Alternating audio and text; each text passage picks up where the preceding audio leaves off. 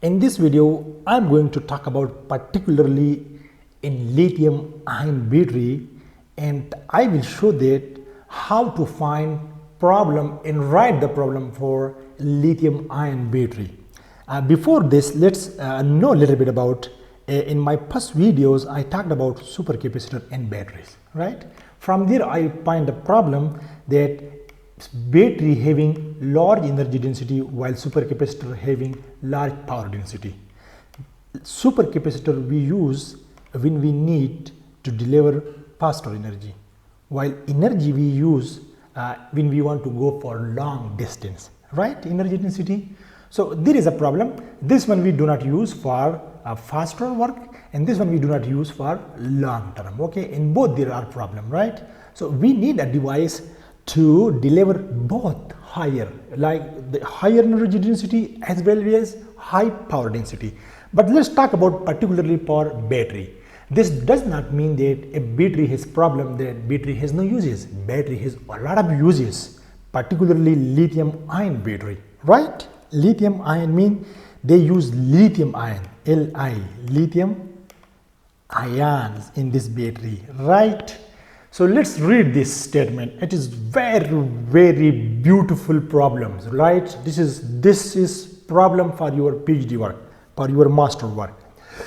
Is lithium-ion battery technology is leading the energy challenge? This is understood.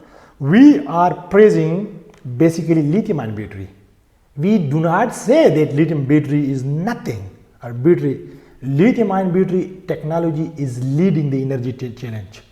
However, it has a substantial deterrents such as height. This means there are some barriers, there are some obstacles, there are some hindrances for lithium-ion battery. What are these? I just mentioned the high cost and safety measurements.